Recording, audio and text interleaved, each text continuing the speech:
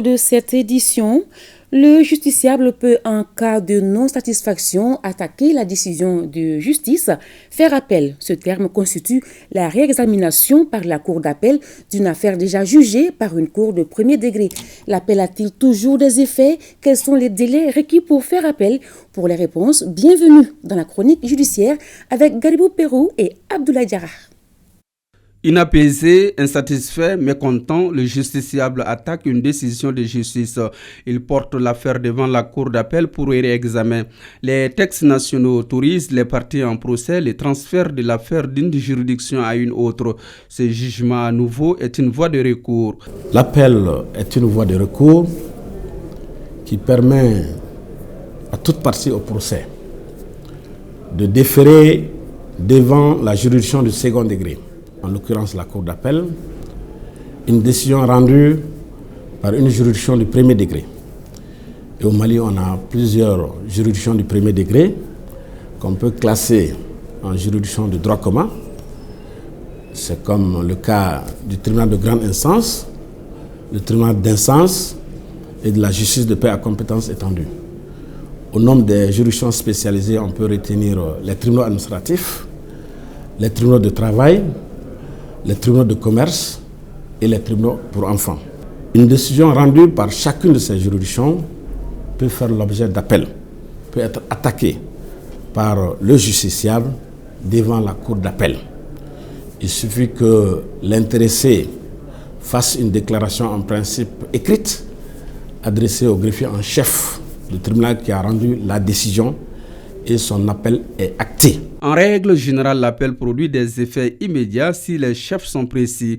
La juridiction de la cour d'appel suspend l'exécution du premier jugement afin de trancher en fait et en droit. L'appel a deux effets essentiels. Le premier effet est ce qu'on appelle l'effet suspensif.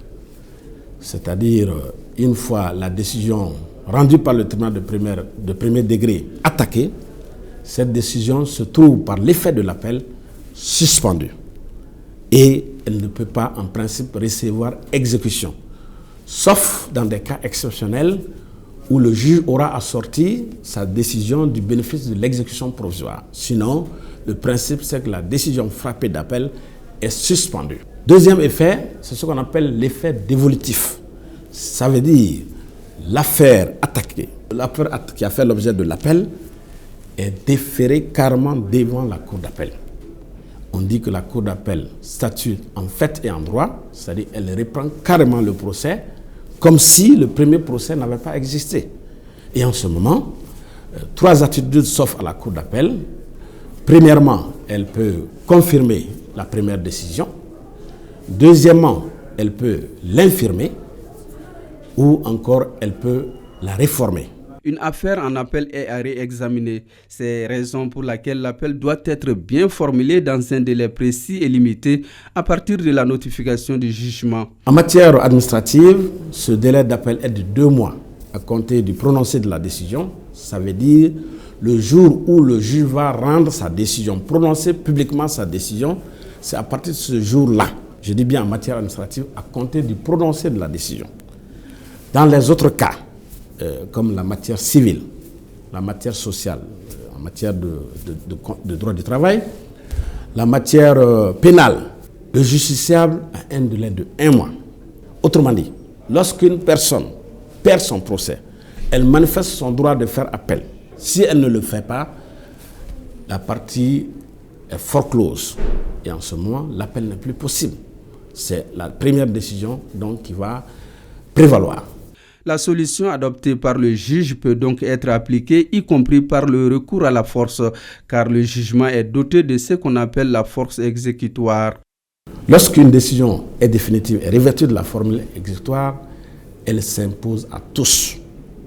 Et aucun prétexte ne doit être avancé pour ne pas exécuter une décision de justice, quelle qu'elle soit. Elle s'impose à tous, y compris à l'État, qui d'ailleurs est le premier garant de l'exécution de ces décisions de justice. Si dans les affaires civiles, l'exécution de la décision attaquée est suspendue, dans les affaires pénales, la juridiction qui exerce son pouvoir en premier ressort peut prendre des dispositions pour faire obstacle à cet effet suspensif. Une personne, par exemple, condamnée par une cour d'assises à une peine d'emprisonnement reste en détention pendant l'appel. Faire appel n'est pas synonyme de liberté. L'appel aux voies de réformation est le respect du double degré de juridiction. Voilà, rendez-vous est